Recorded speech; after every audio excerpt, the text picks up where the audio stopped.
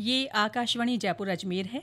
अब आप रितिका गुप्ता से चूरू जिले की चिट्ठी सुनिए। इसके लेखक हैं श्रवण कुमार शर्मा।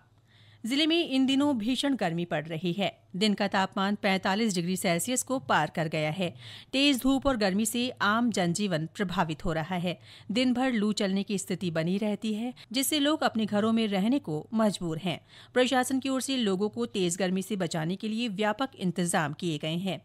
हालांकि कुछ दिन पहले पश्चिमी विक्षोभ के असर से जिले के अधिकांश इलाकों में बारिश हुई। इससे गर्मी से कुछ राहत मिली।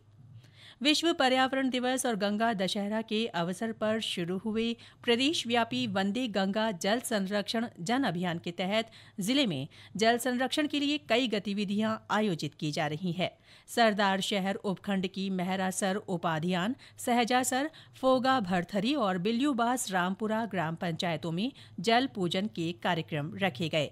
इस दौरान पौधे भी रोपे गए। जिला कलेक्टर अभिषेक सुराणा ने बीते दिनों बिल्यूबास महियान गांव के लुक्सा जोहड़ का अवलोकन किया।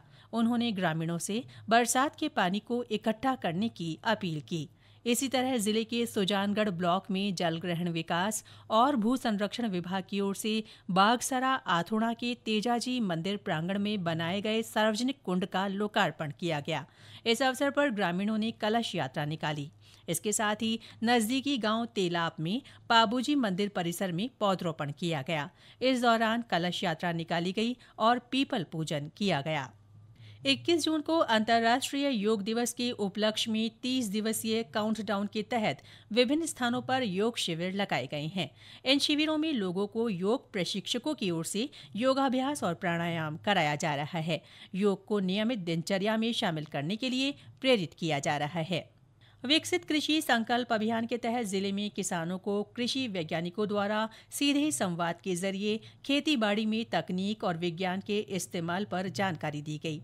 साथ ही प्राकृतिक और जैविक खेती तथा मृदा स्वास्थ्य की भी जानकारी दी गई। केंद्र और राज्य सरकार की किसानों के हित में चलाई जा रही कल्याणकारी योजनाओं के बारे में भी बताया गया। इसी कड़ी में कृषि विज्ञान केंद्र सरदार शहर की ओर से सुजानगढ़ ब्लॉक में विभिन्न स्थानों पर किसानों को कृषि तकनीकों की जानकारी दी गई। इसके साथ ही प्राकृतिक जलाशयों के संरक्षण और रखरखाव तथा जलवायु अनुकूल कृषि पद्धतियों को अपनाने को कहा गया। केंद्र में प्रधानमंत्री नरेंद्र मोदी के नेतृत्व वाली एनडीए सरकार के 11 वर्ष पूरे होने के उपलक्ष्य में भाजपा की ओर से संकल्प से सिद्धि तक कार्यक्रम आयोजित किया जा रहा है।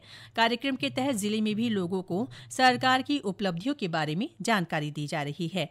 इसके लिए विभिन्न मंत्री प्रेस कॉन्फ्रेंस कर सरकारी योजनाओं और पिछले एक दशक में हुए विकास कार्यों के बारे में बता रहे हैं।